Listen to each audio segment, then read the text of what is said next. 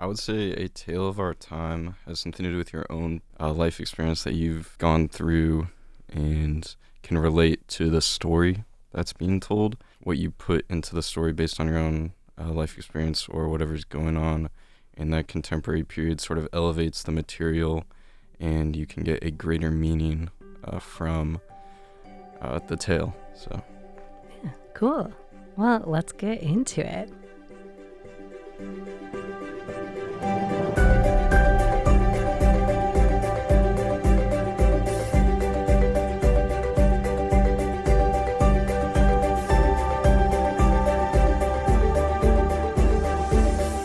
Hello, everyone, and welcome to Tales of Our Time. This is a show where we discuss the stories that move us, what makes them so meaningful, and why others could or should find meaning in them as well. This is not a spoiler-free show, so bear that in mind as you continue to listen. We tackle books, movies, podcasts, and more. Where there's a story, there's a reason to read or watch in today's case. I'm your host, Amanda Stevens, and joining me today is my guest, Evan Johnson. So welcome, Evan. Thank you for joining me on the show. yeah, thank you for having me. This is a really cool experience. Is there anything you would like to say to introduce yourself? 22 years old. Actually, I just turned 22 like 2 days ago. Happy birthday. Yeah. Thank you. So I'm going to be discussing a movie today, and that's sort of the field I want to get into. So that's what I'm studying at university. I forgot to ask you, we mentioned it. So for the listeners out there, we've all met very recently. We have a mutual acquaintance, my dad, who's also been on this show. So it was kind of a serendipitous introduction. But what part of like movie production are you most interested in? Do you mind if I ask? I would say the most interesting and fun to do is definitely writing. But Ooh. I think really anything that I could get involved in. Like I've worked on sound for various people's shorts and everything. But also like if I'd be able to direct like my own project, that'd be really cool. Just like all aspects of it. Like a dream project would be direction. Yeah. So on that topic, what movie have you brought for us today? Okay, so have brought in Solaris, but not the critically acclaimed one, the original Russian movie directed by Andrei Tarkovsky, actually the American remake from 2002 made by Steven Soderbergh, which this movie has always really stood out to me just because growing up I would always respect the originals a lot more and always view them as, or I used to always view the original as something as sort of like peak of it, like the original vision, and then especially with American remakes of foreign films, try to be a lot more commercial, but I think this one really stands out just because of how intimate the story is and how different the story is told, even though basically all the plot points are the same, and you just get very different feelings from each of those movies. I think that's a good point too. It is rare that somebody comes forward and is like, no, watch the remake or like watch the newer one. So I'm really excited to get into like what that means to you, like why, I guess after we talk about what it means, like how those details stood out to you. I think that's a really interesting perspective. But I bet there's a lot of people out there like me who have never seen it. So Evan, would you mind giving us a summary of Solaris? Okay, so it opens up with the protagonist of our story, if you view it as that. Oh no, it's a good start. So he is a psychologist in the near future. We don't exactly know how close it is, but everything is very close to what we have. So he's a psychologist. He's just sort of going through the motions, and you can tell that something is a little off. Can I ask what his name is? Does he have a name, actually? Dr. Chris Calvin. He's portrayed by George Clooney, who worked with Soderbergh in the movie I believe he did right before this, Ocean's 11. But so Dr. Calvin is kind of like in a rut, maybe. He's going through the motions, kind of disenchanted with life.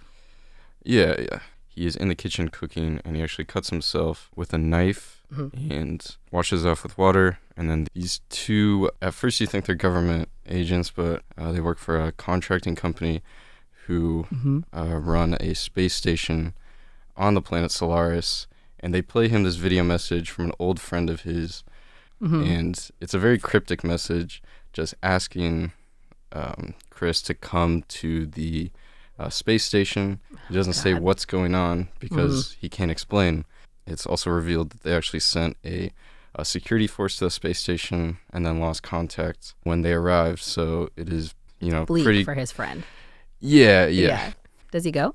Yeah, he goes pretty immediately. The first thing he encounters is actually the medical ward, and there is a dead boy. body. It's the person who contacted him. He actually killed himself. Since no. the message was recorded, and so then he moves through the space station to try to figure out what happened. Yeah. And he hears music coming from an office, essentially, and he goes in there. There's this guy, like really rough beard, very straggly. I don't know. He doesn't seem all the way there. He's off. He's very crazy. The line that stands out to me the most is he says, "I could tell you what's going on, but that wouldn't tell you what's actually going on." Oh boy, not what you want to hear when you've traveled to a space station to find your now dead friend. Yeah. And then there is one other person who has survived on the space station. She has locked herself in her office, her workspace, and he also discovers that another member of the crew just vanished, and they don't know where he went to. Oh my God. These loose space station operations. Okay, so things are bad. Things are bad. They're really bad. He gets back and tries to get into the room of the woman who had locked herself in just to try to talk to her, because she was a lot more sensible, like clear-headed, speaking clearly, but she won't let him in. He hears something rustling in the closet, and he says he wants to do formal interviews with both the surviving crew members. So does that include like the guy who's off his rocker? Yeah. Okay. Yeah. So like scraggly guy and woman. Yeah. So eventually he goes to sleep. He begins to dream about his wife. The first time meeting his wife, like going through all the memories. She appears at the space station in his bed when he wakes up. And his wife had actually died before he got to the Solaris station. And so he freaks out because she should not be there. He sort of recognizes that this isn't actually his wife. So he takes her to an escape pod and shoots her off into space. Honestly, I think so far that is the smartest decision that has happened since he decided to come here. That's like what would get you through a horror movie is more people doing that. So he asked what was going on, and both the other crew members say that they had people that came from their memories, essentially. The scraggly out there scientist, he said his brother came, but then his brother stopped coming. The woman. Woman, Viola Davis. Her visitor is the one locked in her closet. Chris goes to sleep again, and his wife comes back. Okay. Every morning when you go to sleep, essentially the planet reads your dreams, reads your memories, and brings somebody back from your past to be on the space station with you. So this time, he doesn't eject her into space. Yeah. He talks with her, and she says that her memories don't really connect to like her actual experiences because they're not really her memories. It's reconstructed from Chris's memories. From his memory of her. The rest of the movie, like the meat of the movie, is I'm just sort of dealing with this situation. There's more flashbacks about their relationship, sort of why their relationship was unhappy. And then it eventually culminates in the revelation that she killed herself. That's why he was sort of in a limbo phase in the beginning, just sort of going through the motions. Explaining like who he was at the start of the movie. Yeah. Did he know? Sorry, can I ask? Did he know that she had committed suicide? He was the one who actually found her. Okay. But we don't actually see what happened because Chris didn't actually experience that. Yeah, and because he won't know. It's just what he knows of her. He can't get the full picture. Yeah.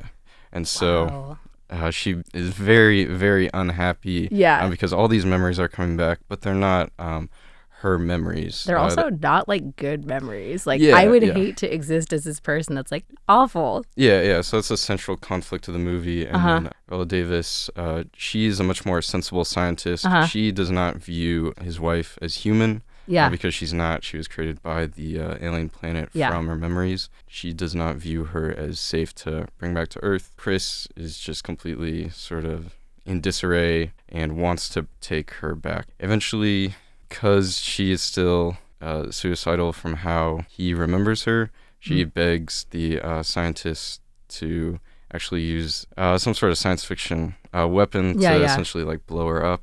He doesn't sleep, so he has like sleep visions So she and won't everything. like change or go away or anything. Yeah. So yeah, she yeah. won't leave him, and then That's healthy.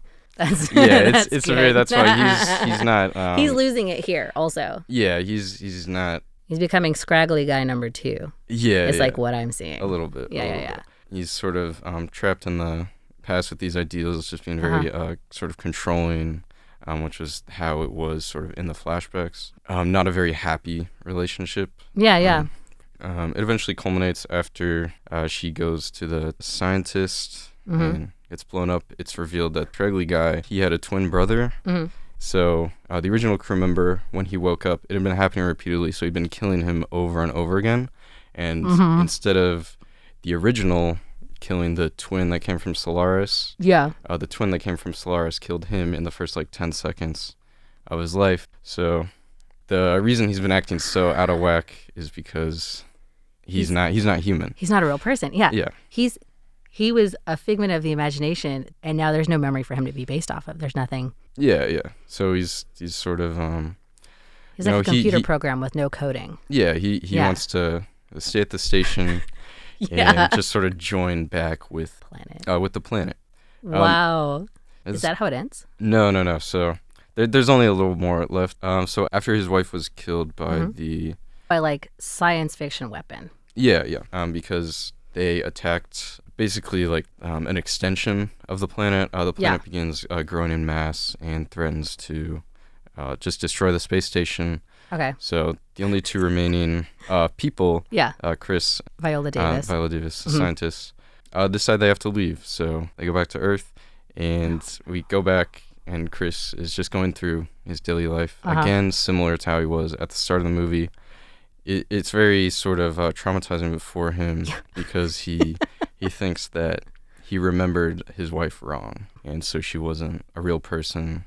So he's going through that. He goes back to his kitchen. It's the exact same shots. He cuts himself with the knife again, except this time the cut isn't actually there. He rinses out underwater, and there's no blood because the memory people from Solaris, they can't get injured. He's not a real person. Yeah. So he sort of realizes this. He walks like around the kitchen, and then he hears his wife's voice, and then he sort of looks straight at the camera, just in disbelief, and then he asks, "Is this real?" Instead of actually leaving the station, he made the decision to try to be with his wife, to stay with her. Yeah, and try to live in the feeling of being with her forever. Yeah. Oh my god. So who do you think got the happy ending? Viola Davis, because she left. Yeah. The only person who was like sensibly like, these are not people. Yeah, they did not come from real things. We do not know what they are. Do not treat them this way. Viola Davis, very smart, very sensible. Who she should aspire she developed to a be. weapon. And then made it back to Earth. If you were to be anyone from this movie, be Viola Davis is the moral of this one particular story. Wow, that's so trippy. There's a lot to get into in this. But let me start by asking you, what was your first experience with this story, like with the story of Solaris? So I just watched it sometime in high school. I knew I was interested in watching more Steven Soderbergh movies just because I like the Ocean's movies. I didn't even know it was a remake. Yeah. And then that's what actually made me go back and watch the original. It definitely sounds like one of those movies where the first time you watch it, like I wasn't sure how I felt at the end or if I'd understood it. You've watched it once and you're like, I need to go back and see if I missed something. I need to decide if I've liked this movie, first of all. Or be like, you need to watch it a couple of times, at least to sort out your own feelings, let alone everything that's happening in the movie. Yeah, it's definitely a trip. There's just a lot to think about, and I definitely did not get everything out of it. Oh, yeah. The first time, I just thought, that was pretty good. That was a pretty good science fiction movie. Yeah. And then I think that's a very good first watch opinion of all of this. Yeah. I was I probably didn't think about it too much after I saw it the first time. Yeah. And then I did want to rewatch it just because it really stood out to me as just being a really good science fiction movie. Yeah, definitely. And that's when I really sort of fell in love with the sort Like, of the visual style, the right. music, the story again, and just sort of how efficient it is. Yeah. With getting all its ideas across. Yeah, because it sounds like there's a lot of, like, obviously, like, there's a lot of big things that it's going through. So I would imagine that, like, packing as much imagery or, like, meaning into every shot would be something that's done very purposefully for this kind of film. But I want to move it along to ask what stuck out to you about this movie? Like, what made this movie meaningful to you? So definitely just how it sort of makes you rethink just all your relationships with people, and what you get out of time spent and memories you have, and that's sort of the more like spiritual meaning, and then the filmmaking aspect. Like once I saw the original and was able to compare them, just sort of understanding that they're both the exact same story, just told completely differently. Yeah. And there's sort of a lot of beauty in both interpretations of the story.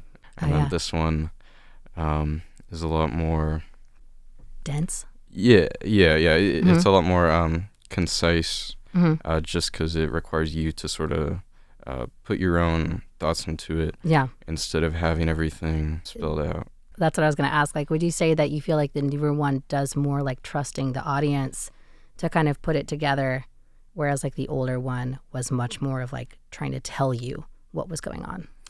Yeah. The first one I feel like had a lot more of a philosophy that it was trying to delve into, especially with how much the remake sort of focuses on the flashbacks and like memories of the relationship, whereas the original, it's a lot more talking about it and discussing it and getting into sort of a philosophy lecture type of thing. That's great in its own right. But I would say not as enjoyable maybe as like entertainment. I mean, it just sort of depends what you want to get out of it. The remake's just a lot more accessible. Yeah. It's a lot more modern, and I just think that works with the story because it sort of simplifies everything, and then because it is about memory, it just sort of has you put yourself into the situation. It's asking you to like project into it. Yeah. Whereas I guess the original is asking you to, think about what it's saying more instead of thinking about what it means to you. I think that's very interesting, that like that idea of the relationships. I really liked you pointing it out that like at the end, even though it ends up being not the real person, so there's layers there as well, but like the idea that somebody is haunted not by like their memories of someone that maybe you lost, but rather like you're haunted by the fact that you only remember one aspect of somebody. And like the kind of the break there between like sometimes when you go through something really terrible, all that you remember about somebody is one part. And you know that maybe you're missing the whole picture, but you no longer have access to what the rest of it was. And I guess that can happen with like good memories as well. Like sometimes you're away from something so long that you forget the bad parts and like were they really as bad as they seemed and other stuff. But like that's very like, I think that's really hard to get across. I think that's a really like fascinating thing to try and almost, it sounds like, make a movie about, is like, how do you remember the people around you and what do you remember about them? Is that them? Like how little or how much do you know about them? But unfortunately, we're almost out of time. So I have one last question, which is, if you were to give Solaris, the 2022 movie, a subtitle of your very own, what would that be? Your memories are not experience. Yeah, I think that is very good. I feel like that's kind of the like central question here, right? So, well, thank you so much for coming on the show, Evan. Yeah, thank you so much. This has been a cool conversation. Yeah, I definitely am like inspired to continue thinking about this. I think that this will be something that I'm gonna go look up later to like get more context for. But unfortunately, we are all out of time. So thank you to everyone out there for joining us here on Radio Taiwan International. My name is Amanda Stevens, here today with my guest, Evan Johnson. And I hope you enjoyed learning more about Solaris. Your memories are not experience. A tale of our time. And we'll see you next time.